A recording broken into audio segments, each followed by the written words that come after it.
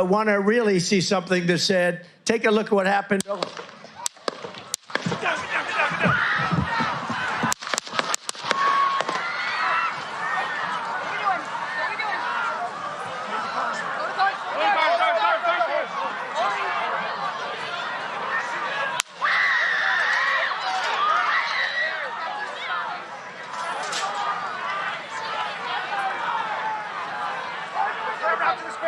Move to spare. Hold. When you're ready. On you. Ready?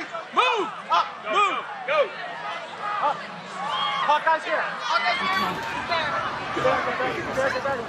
We ready?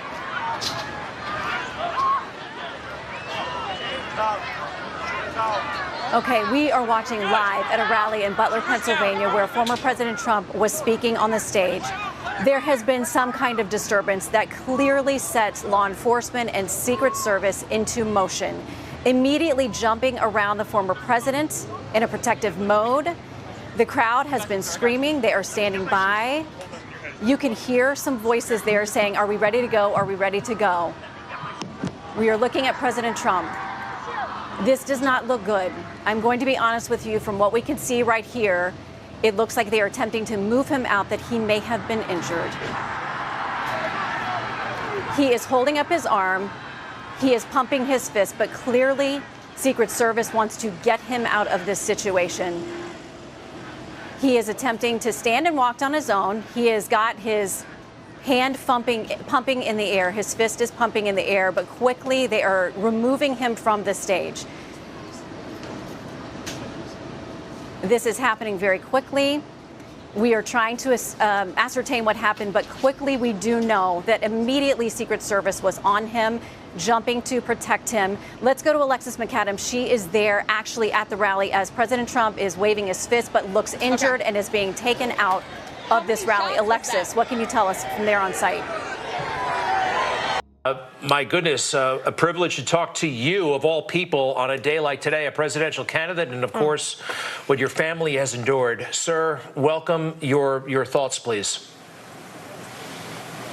Well, my thoughts are that it's time for us all every American, to take a step back, to take a breath, to understand that this moment is that we're all complicit in it, that all of us who fed into the vitriol, to the hatred, to the anger, that this is the ultimate culmination of that, and we need to all step back and start seeing each other once again as Americans, as part of a community, understand that America is better than this, and we now have to be the exemplary nation again, and that we need to come together in a spirit of love, of forgiveness, of reconciliation.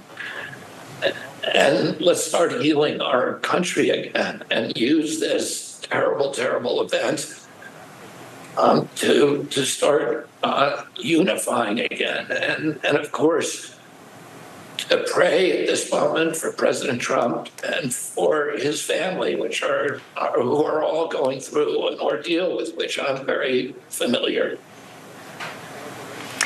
Mr. Kennedy, when you witnessed that moment, I can only imagine what you felt personally, again, as Greg referenced, based on the history with your family. Also, you have been asking for your own Secret Service protection, which you have been denied. Just your thoughts on that. Yeah, I mean, I don't want to make this moment about me, but I was with my dad when he died. Of course, I was very, very, I lived through my uncle's assassination in 1963 when I was 10 years old, and then I was 14 when my dad was killed. And I was with him in Los Angeles, and so I understand what the family is going through. I also understand the greater trauma to our country, that this affects everybody in our country. I agree with you, man. Something's wrong with that whole system. Yeah. And, and it's the doctors you find. Remember I said I want to do small doses. Small doses. When you feed a baby, Bobby, a vaccination that has like 38 different vaccines, and it looks like it's meant for a horse, not a 10-pound or 20-pound baby. It looks like you should be giving a horse this. And did you ever see the size of it? Right, it's just massive. And then you see the baby all of a sudden starting to change radically. I've seen it too many times. And then you hear that it doesn't have an impact, right? But you and I talked about that a long time ago. And anyway, I would love you to do so. And I think it'll be so good for you and so big for you. And we're going to win. We're going to win. We're way ahead of the guy. And, he's interesting. It was very nice, actually. He called me. And he said, how did you choose to move to the right? So I guess that's, people say, if I was looking straight on, right? He said, I said, I was just showing a chart. I didn't have to tell him the chart was on all the people pouring into our country, right? But I just turned my head to show the chart. And something wrapped me. It felt like a giant, like the world's largest mosquito. And it was a bullet going around. What do they call that, an AR-15 or something? That was a big gun. Those are pretty tough guns, right? President Donald Trump said he believes God shielded him from assassination during a rally in Pennsylvania. It was God alone who prevented the unthinkable from happening, the former president wrote in a Truth Social post on Sunday. We will fear not, but instead remain resilient in our faith, and defiant in the face of wickedness. Ladies and gentlemen, please welcome the next President of the United States, Donald J.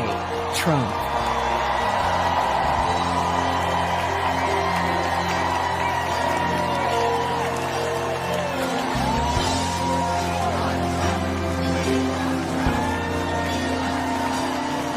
If tomorrow all the things were gone, I'd work for all my life.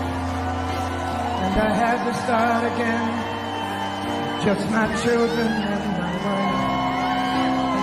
Thank my lucky stars to be living here today, 'cause the flag still stands for freedom, and they can't take that away. And I'm proud to be an American, where at least I know I'm free.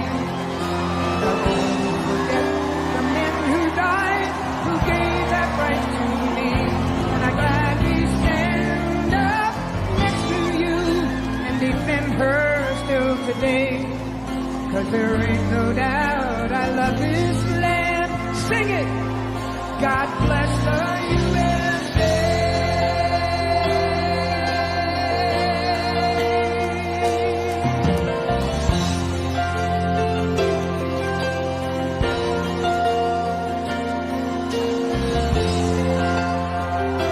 We are here tonight with one purpose, and that is to elect Donald J. Trump as the next President of the United States.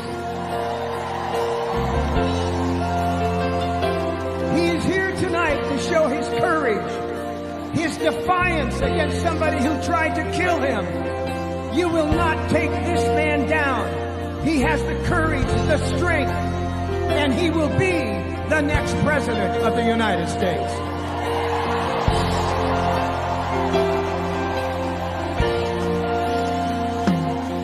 From the lakes of Minnesota to the hills of Tennessee, across the plains of Texas, from sea to shining sea.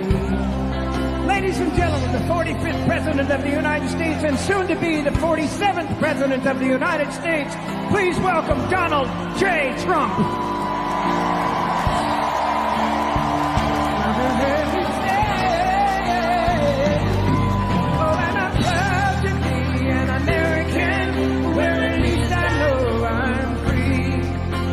I won't forget the men who died, who gave that right to me. And I gladly stand up next to you and defend her still today. 'Cause there ain't no doubt I love this land. God bless the USA.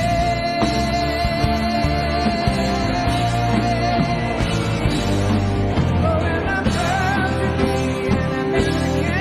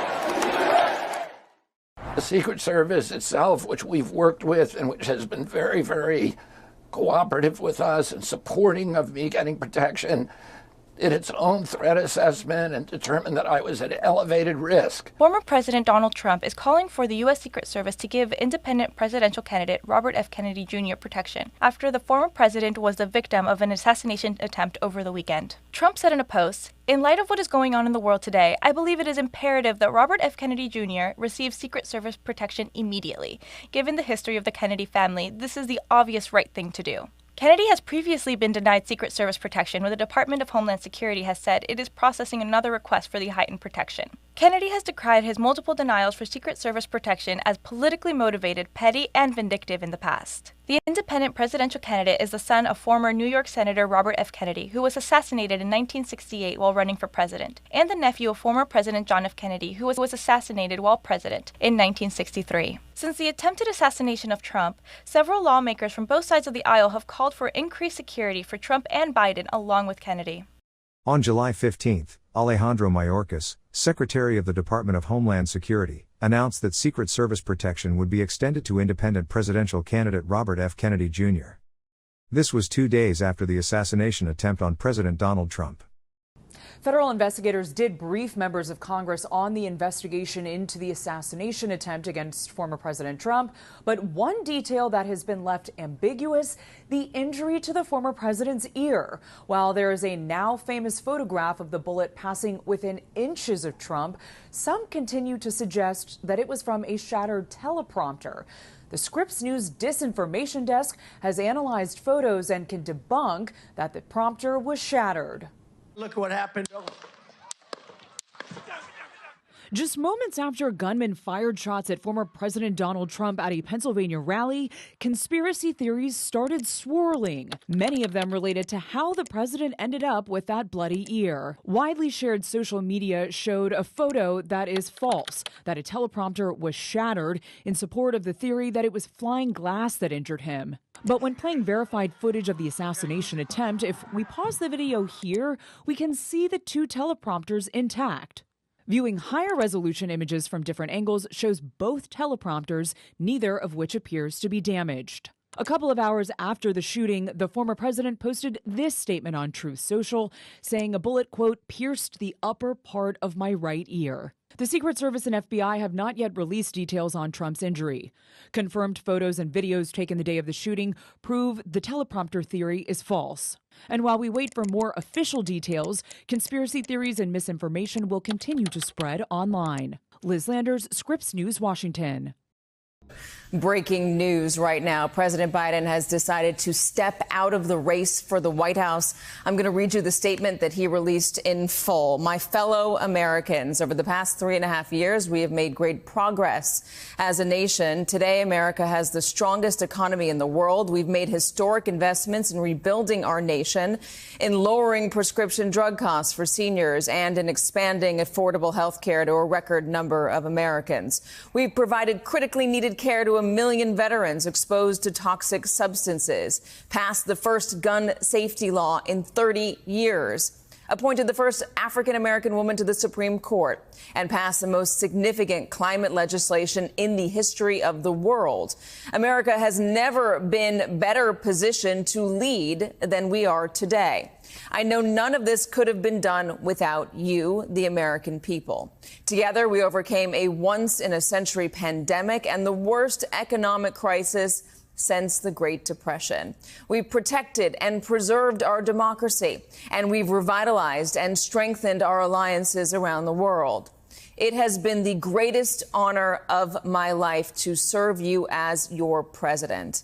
And while it has been my intention to seek re-election, I believe it is in the best interest of my party and the country for me to stand down and to focus solely on fulfilling my duties as president for the remainder of my term. I will speak to the nation later this week in more detail about my decision. For now, let me express my deepest gratitude to all those who have worked so hard to see me reelected. I want to thank Vice President Kamala Harris for being an extraordinary partner in all this work. And let me express my heartfelt appreciation to the American people for the faith and trust you have placed in me. I believe today what I always have, that there is nothing America can't do when we do it together. We just have to remember we are the United States of America. That's the President of the United States, Joe Biden, saying that he is withdrawing from the 2024 presidential race. Joe Biden nominated Kamala Harris as his successor in his ex-post. President Trump predicted this would happen over a year ago. Do you think Biden will stay in the race? Look, I watch him just like you do. And I think it's almost inappropriate for me to say it. But I deal with other people. I don't see how it's possible. And it's not an age thing, but they're very smart and they're very vicious. It's not him. It's not him. So if he doesn't run, if he's taken out by his own party, or who knows what happens, but it doesn't seem like he's capable of running again, who does run? Well, obviously the one that they would talk about would be the vice president, Kamala. That would be the one that they talk about. But I don't think she's performed well on the big stage. I mean, maybe I'm wrong. But there are a certain group of people that will go crazy if it's not her. They're going to be very angry if it's not her. That's a problem. How are you feeling about Harris's campaign? Can Harris beat Trump? Can Harris beat Trump, Mr. President?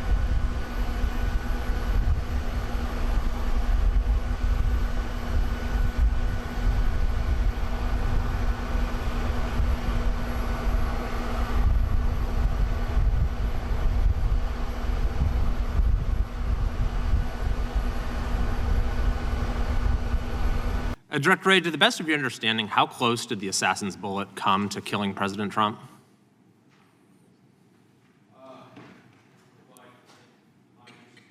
My understanding is that either it or some shrapnel is what grazed his ear. So I don't know that I have the actual very distance. Close, though. What's that? Very, very close, you would agree. Yes.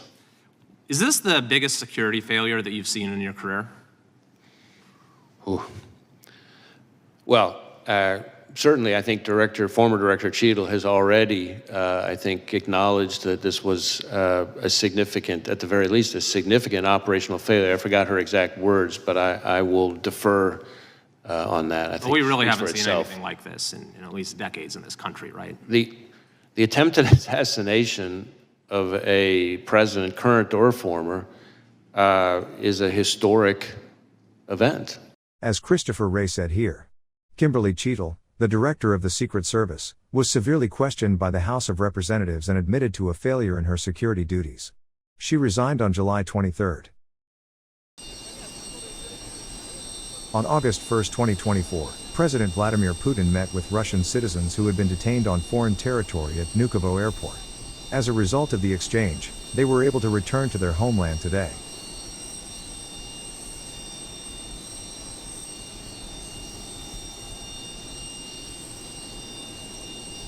This exchange of prisoners between Russia and the West was unprecedented in both form and scale.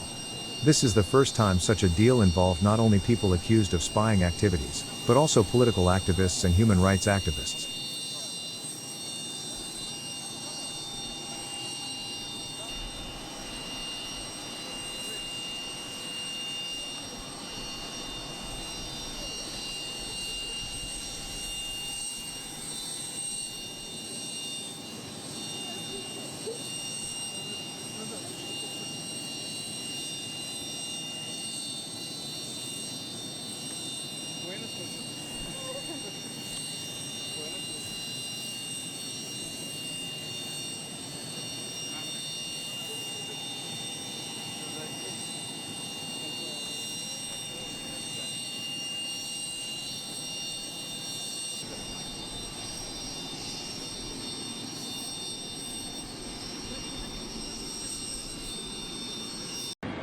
The airport in Ankara, Turkey, became the stage for a prisoner exchange between Russia and the United States, who Russia handed over to the West.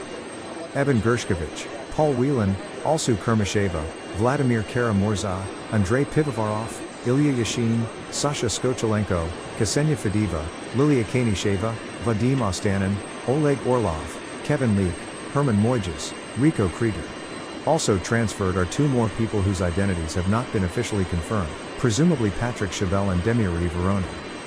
A total of 16 people, whom the West handed over to Russia.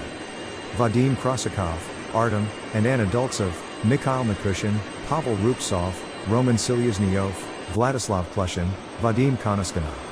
In total, 8 people. Do you remember? In an interview between Tucker Carlson and President Putin in February this year, there was a topic like this. I appreciate all the time you've given us.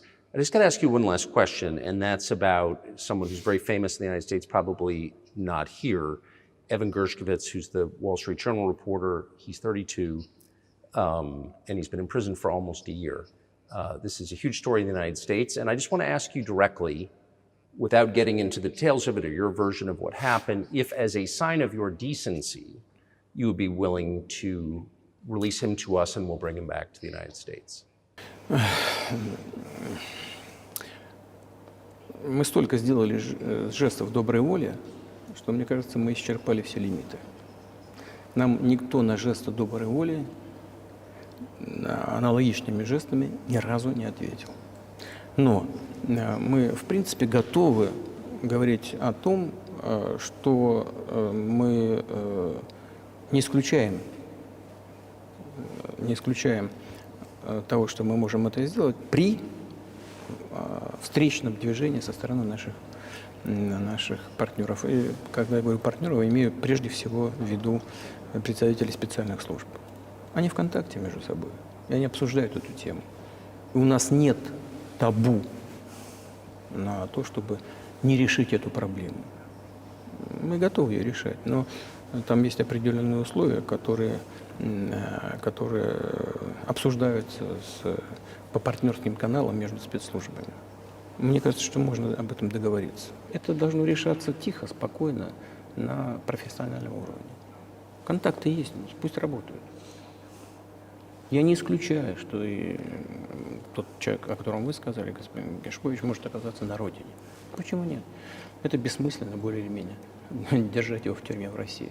Но пусть и наши коллеги наших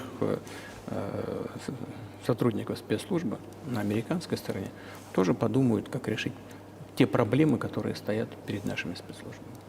Мы не закрыты для переговоров. Более того, эти переговоры ведутся. И было много случаев, когда мы договаривались. Можем еще договориться. Но только надо договариваться. President Putin fulfilled his promise to Tucker 6 months later.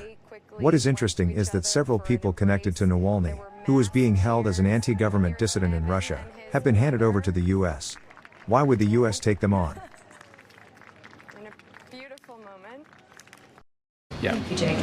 Can you just confirm that no money was exchanged, no sanctions were loosened to facilitate this deal? Yes, I can confirm that. And can you also speak to why the president chose not to use his moment in front of the cameras to deliver a warning to Putin? He said, I don't need to speak to Putin, but what he didn't convey was a price that countries will pay if they abduct Americans for political purposes.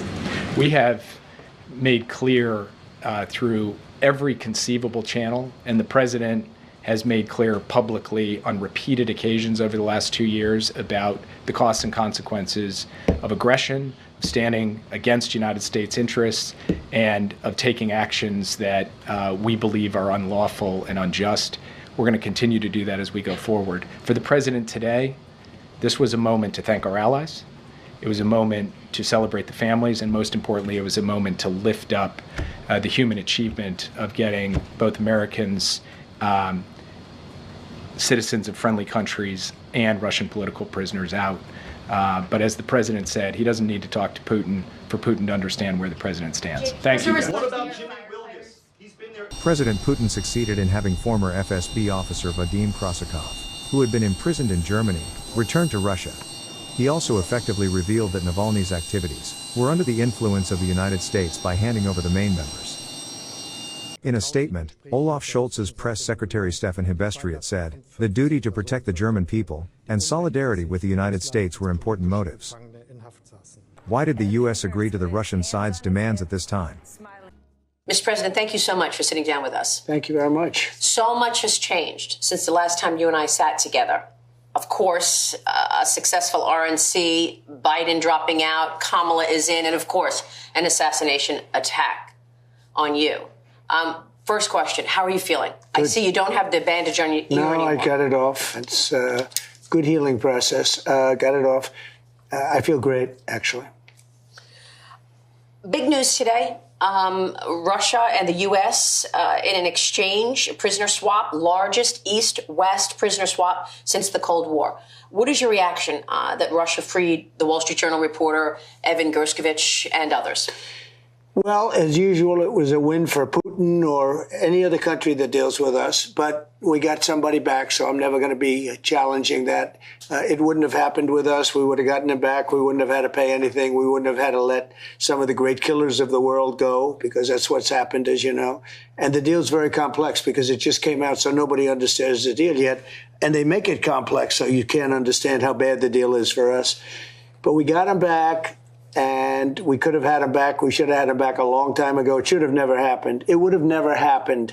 He shouldn't have been taken in the first place, and it would have never happened with us if I was president. So it was more than prisoner swaps? It was something else? I have no idea what they did. I just know they announced it's a very complex deal. That's usually a way of saying we made a bad deal, and we made it complex so nobody understands it. So we have to find out, was money involved? Did we pay billions? Like last time we paid $6 billion in addition to everything else. So did we pay money?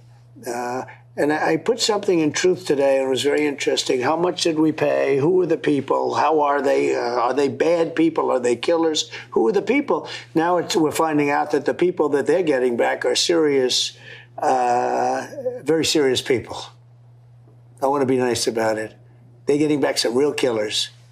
And you'll have a lot of things happening. It's very bad. It's a very bad precedent. Well, even the Wall Street Journal reported that you raised the stakes on this because during the debate, you said you better send the hostages home, and I'm going to get Evan Gershkovich home, and I expect that before I assume office. So you did raise the stakes on this. They got a great deal. The Russians made a great deal. I'm not going to be criticizing it because it's good to have them home, but they got a phenomenal deal, and that sets a very bad precedent. Very, very bad precedent. Tonight, I'm very pleased to welcome a man who has been an incredible champion for so many of these values that we all share, and we've shared them for a long time. I don't think too many of you people have heard of him. He's very low-key. He's a very low-key person, but he's highly respected. He is a great person. I've known him for so long. For the past 16 months, Robert F. Kennedy, Jr.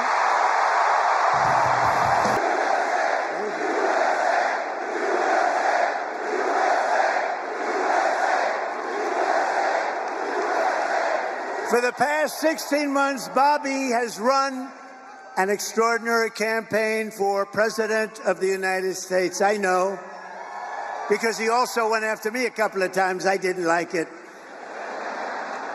And I mean this sincerely. Had he been allowed to enter the Democrat primary, he would have easily beaten Joe Biden, but they wouldn't let him in. They put up rules. I've never seen rules like he had to have 65% of the vote in order to run, you know, little things like that. His candidacy has inspired millions and millions of Americans, raised critical issues that have been too long ignored in this country, and brought together people from across the political spectrum in a positive campaign grounded in the American values of his father, Robert Kennedy, a great man, and his uncle, President John F. Kennedy. And I know that they are looking down right now, and they are very, very proud of Bobby. I'm proud of Bobby. You want to know the truth?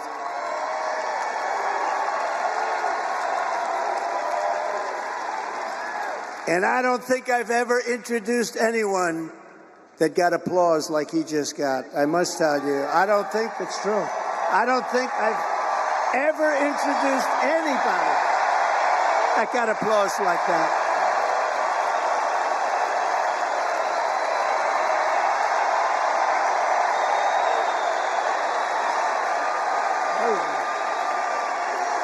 Amazing.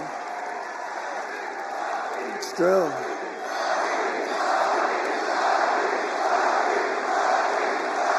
Amazing.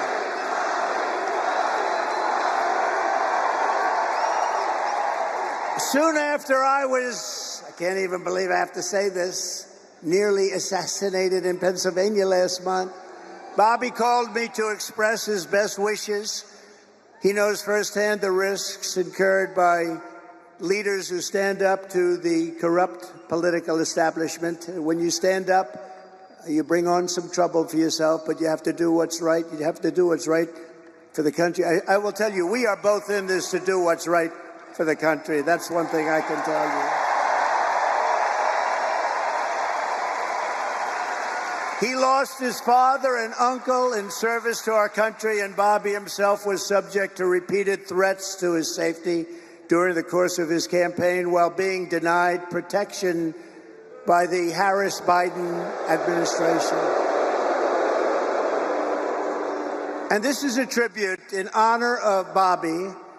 I am announcing tonight that upon my election, I will establish a new independent Presidential Commission on Assassination Attempts. And they will be tasked with releasing all of the remaining documents pertaining to the assassination of President John F. Kennedy.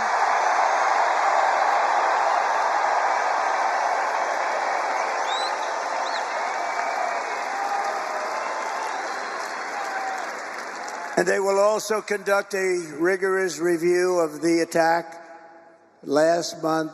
But I tell you, I have never had more people ask me, please, sir, release the documents on the Kennedy assassination. And we're going to do that. And I also want to salute Bobby's decades of work as an advocate for the health of our families and our children. Nobody's done more. Millions and millions of Americans who want clean air, clean water, and a healthy nation have concerns about toxins in our environment and pesticides in our food. That's why today I'm repeating my pledge to establish a panel of top experts working with Bobby to investigate what is causing the decades-long increase in chronic health problems and childhood diseases, including autoimmune disorders, autism, obesity, infertility, and many more. We want every child in America to grow up and to live a long and healthy life. So I just want to ask Bobby to speak for a little while. I'll stand aside. I'm going to stand aside. But I can only tell you, I've known him a long time. We've been a little bit on the opposite side of the equation, but I will say this, he is a brilliant, I still think of him as young. He's not that young. I always call him young, but he's not that young. But he is a phenomenal person, a phenomenal man who loves the people of this country as much as anybody can love the people of this country. So, Bobby, please say a few words. Thank you very much.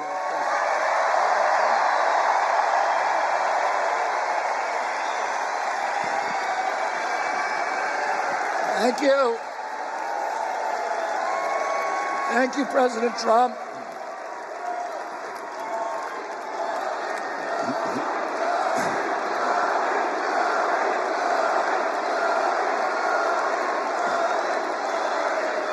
Thank you.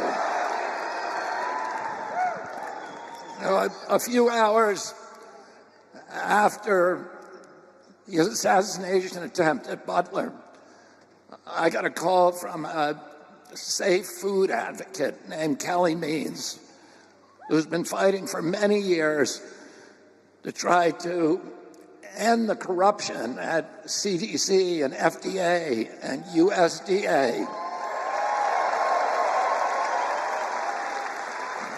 And these institutions, these regulatory agencies, are actually run by the big food processing companies, the big ag and the chemical companies that they're supposed to regulate. And he said to me that he'd been advising me for many years and on my campaign. And he told me that night that he was also advising President Trump.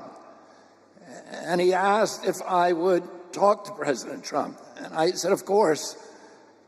And about a few minutes later, I got a call from the president. And we talked. We had a very good talk. And then he invited me to come see him the next day. And I went to Minneapolis and saw him. We met again a couple of weeks later in Florida. And we talked about, not about the things that separate us, because we don't agree on everything, but on the values and the issues that bind us together. And one of the issues that he talked about was having safe food and ending the chronic disease epidemic.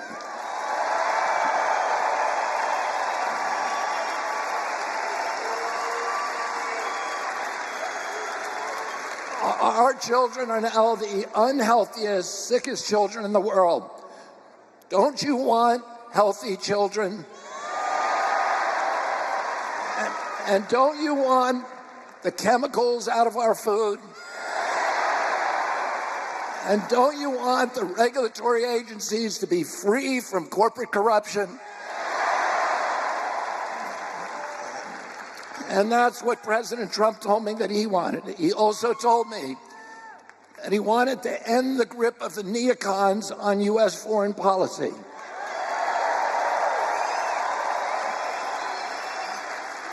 He said he didn't want any more $200 billion wars in Ukraine, that we could use that money back here in the United States.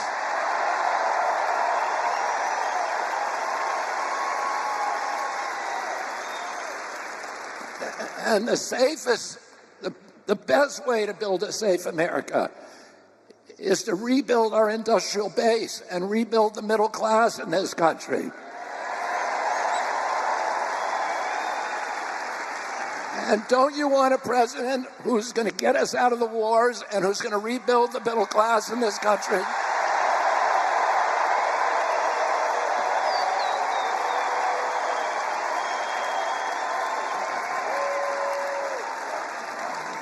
And he told me that he wanted to end the censorship, because the whole basis of American democracy is the free flow of information.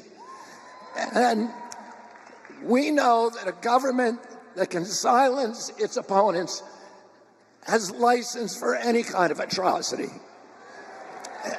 And can you think of any time that you can look back in history and say that the people who were censoring were the good guys? They're always the bad guys, because it's always the first step down that slippery slope to totalitarianism.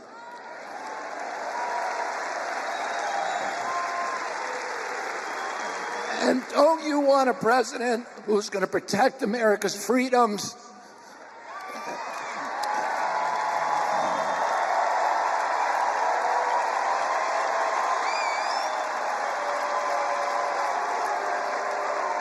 And who is going to protect us against totalitarianism?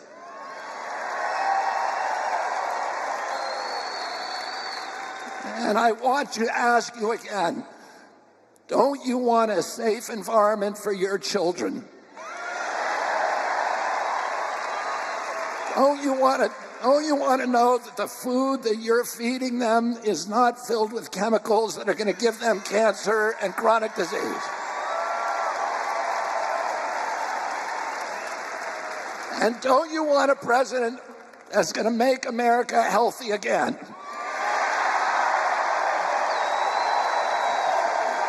I want to share with you the biggest reason that I stepped out of the presidential race to endorse Donald Trump. It's an issue so big that many people don't even want to look at it. And I'm talking about the slide toward nuclear war.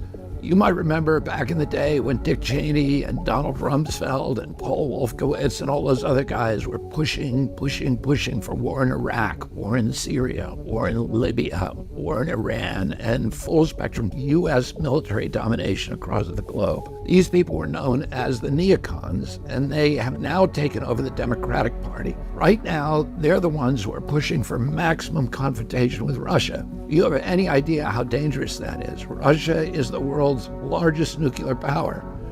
Right now, our country is providing weapons trainings and targeting information for Ukraine to strike deep into Russian territory with both infantry and with missiles. How would our country react if, say, Russia had bases on the Mexican border and was aiding Mexican armed forces to strike oil refineries and towns and nuclear power plants in Texas? If Russia gets desperate, they will use nuclear weapons, and Vladimir Putin has made this clear.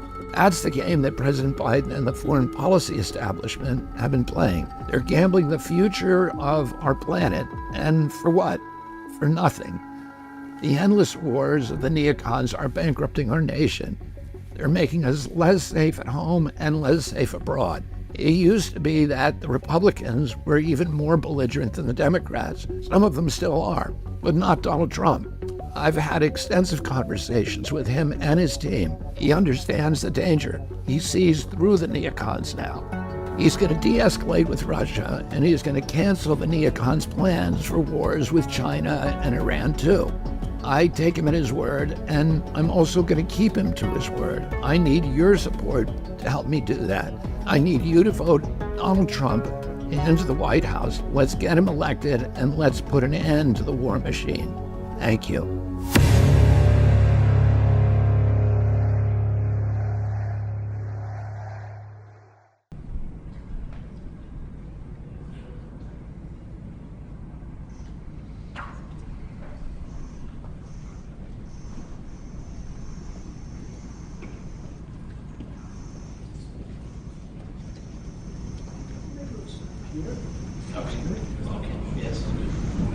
Well, thank you very much. It's an honor to have the president with us, and he's been through a lot.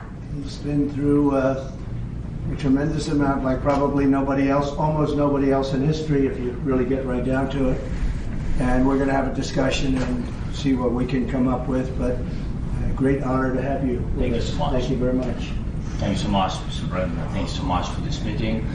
5 years past. Yeah. So we had, we had meeting again here in New York in September, and now there are a lot of challenges in Ukraine, United States, and of course I want to discuss with you. I think where we are together, I think we have common view that the war in Ukraine has to be stopped and Putin can't win, and Ukrainians have to prevail, and I want to discuss with you the details of our plan of victory. My honor. Thank you so much. Thank you very much, everybody. Thank you. Thank you very much. You have a question for the president? Anybody? Why did you decide to meet? I think it's me, or to both us. Okay, thank you so much. First of all, it's very important to share all the plan, all our steps, how we can strengthen Ukraine. And of course, we have to decide it now. Because after November, we don't know who is. Only Americans decide who will be the president. Mr. President, Mr. President Trump, so what are your expectations about this meeting? So what I expect to hear from the President Zelensky, and what are your expectations? Say it a little louder. What are your expectations from this meeting? What do you expect to hear from Mr. Nothing. Look, this is a meeting, and we have a big race going on right now. I guess 37 days left, and we're leading in the polls, and so we'll see how it all works out. Hopefully it'll work out, but if it does, we're going to work very much with both parties to try and get this settled and get it worked out. It has to end at some point. It has to end. He's gone through hell, and his country has gone through hell like few countries have ever, like it's happened anywhere. Nobody's ever seen anything like it. It's a terrible situation. And I will say I have had a great relationship. It was very honorable. I don't even know if you know this, but when they did the impeachment hoax, it was a hoax. just a Democrat hoax, which we won. But one of the reasons we won it so easily is that when the president was asked, it was over a phone call with the president, and he said he could have grandstanded and played cute, but he didn't do that. He said, President Trump did absolutely nothing wrong. He said it loud and clear, and the impeachment hoax died right there. He could have said, well, I don't know, and I never even told you this, to be honest, but he was like a piece of steel. He said President Trump did nothing wrong. We had a very nice call. He congratulated me on his victory. You just won. I remember that. He could have played cute, and he didn't play cute. And so I appreciated that. So we have a very good relationship. And I also have a very good relationship, as you know, with President Putin. And I think if we win, I think we're going to get it resolved very quickly. I really think we're going to get it resolved. I hope we have more good relations. We're going to have, oh, I see. Yeah, but you know, it takes two to tango, you know, and we're going to have a good meeting today. And I think the fact that we're even together today is a very good sign. And hopefully we'll have a good victory, because the other side wins. I don't think you're going to have victories with anything, to be honest with you. So we're going to sit down, just discuss it. And if we have a win, I think long before January 20th, before I would take the presidency, it's January 20th, but long before that, I think that we can work out something that's good for both sides. It's time. And by the way, the president knows that too. He wants to get something done. He doesn't want to do this. And so we look forward to having them. I mean, I look forward to being with him. But what I said is true. He was a piece of steel. He gave a very honest, straight answer, and that it really essentially ended the impeachment hoax. And I appreciated that. Thank you very much, everybody. Thank you, Brett. Some Republicans were upset about the president. Thank you very much, everybody. Everybody, please escort out the press. Right. All press. You want to go this way? Thank you, Brett. Oh, that's better. I'll tell you something. I don't follow the polls. I don't follow the pundits. But I follow the energy. And this does not feel like second place energy in here tonight.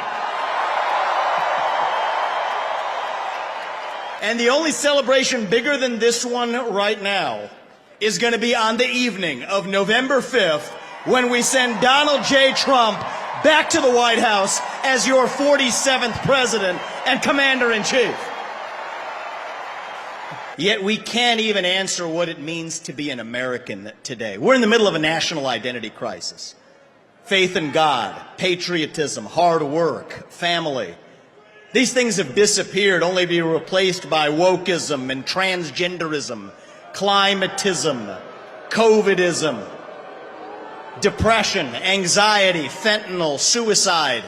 These are symptoms of a deeper void of purpose and meaning in our country. And right now, we need to step up and fill that void with our own vision. Answer, what does it mean to be an American in the year 2024? It means we believe in the ideals of 1776. It means we believe in merit, that the best person gets the job regardless of their skin color, that you get ahead in this country, not on the color of your skin, but on the content of your character and your contributions. That's why we're done with the woke DEI agenda, bringing in meritocracy to America.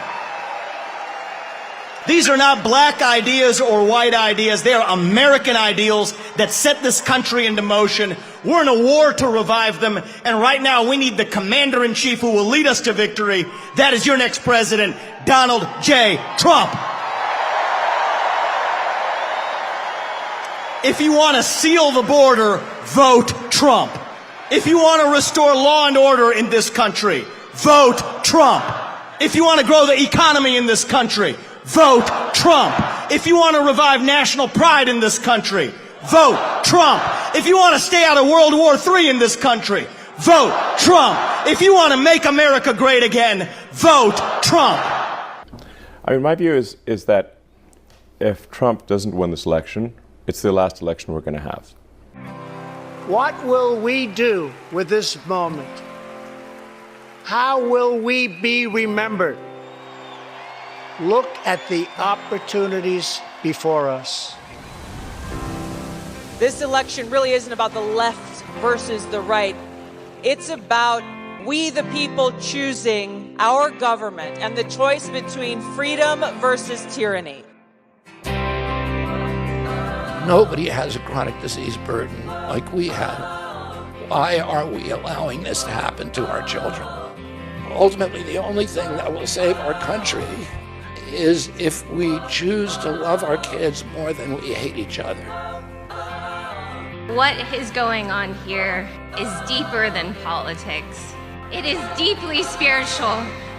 We are being called to rise above the hatred and the fear and the evil. We need to remember above and beyond that we must love our neighbors, that we must treat other people as we hope to be treated. You want to be a rebel? You want to be a hippie? You want to stick it to the man? Show up on your college campus and try calling yourself a conservative. America is going to reach heights that it has never seen before. The future is going to be amazing!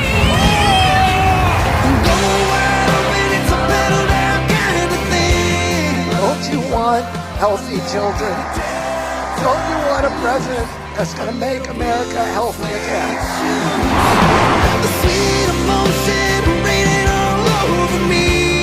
I come to you today as a former Democrat. I will be a first-time Trump voter tonight.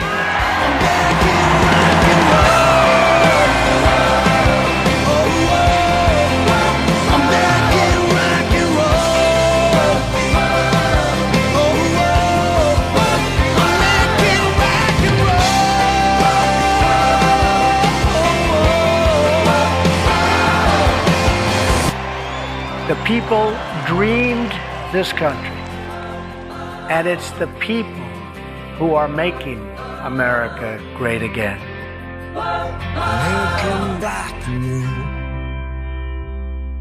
Thank you all very much. This is great. These are our friends. We have thousands of friends in this incredible movement. This was a movement like nobody's ever seen before. And frankly, this was, I believe, the greatest political movement of all time. There's never been anything like this in this country, and maybe beyond. And now it's going to reach a new level of importance because we're going to help our country heal. We're going to help our country heal. We have a country that needs help, and it needs help very badly. We're going to fix our borders. We're going to fix everything about our country. And we made history for a reason tonight, and the reason is going to be just that. We overcame obstacles that nobody thought possible, and it is now clear that we've achieved the most incredible political thing. Look what happened. Is this crazy?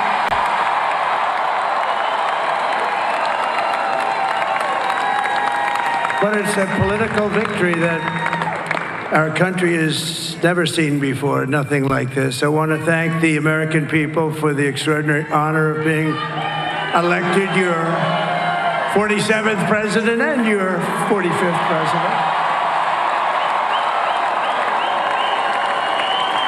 And every citizen, I will fight for you, for your family, and your future. Every single day I will be fighting for you, and with every breath in my body, I will not rest until we have delivered the strong, safe, and prosperous America that our children deserve and that you deserve. This will truly be the golden age of America. That's what we have to have. This is a magnificent victory for the American people that will allow us to make America great again. We want to have borders. We want to have security. We want to have things be good, safe. We want great education. We want a strong and powerful military, and ideally we don't have to use it. You know, we had no wars. 4 years we had no wars, except we defeated ISIS. We defeated ISIS in record time, but we had no wars. They said, he will start a war. I'm not going to start a war. I'm going to stop wars. But this is also a massive victory for democracy and for freedom. Together, we're going to unlock America's glorious destiny, and we're going to achieve the most incredible future for our people. Yesterday, as I stood at my last stop on the campaign trail, I'll never be doing a rally again. Can you believe it? I think we've done 900 rallies approximately from them. Can you imagine? 901 something, a lot of rallies. And it was sad. Everybody was sad. Many people, I said, this is our last rally. But now we're going on to something that's far more important, because the rallies were used for us to be put in this position where we can really help our country. That's what we're going to do. We're going to make our country better than it ever has been. And I said that many people have told me that God spared my life for a reason.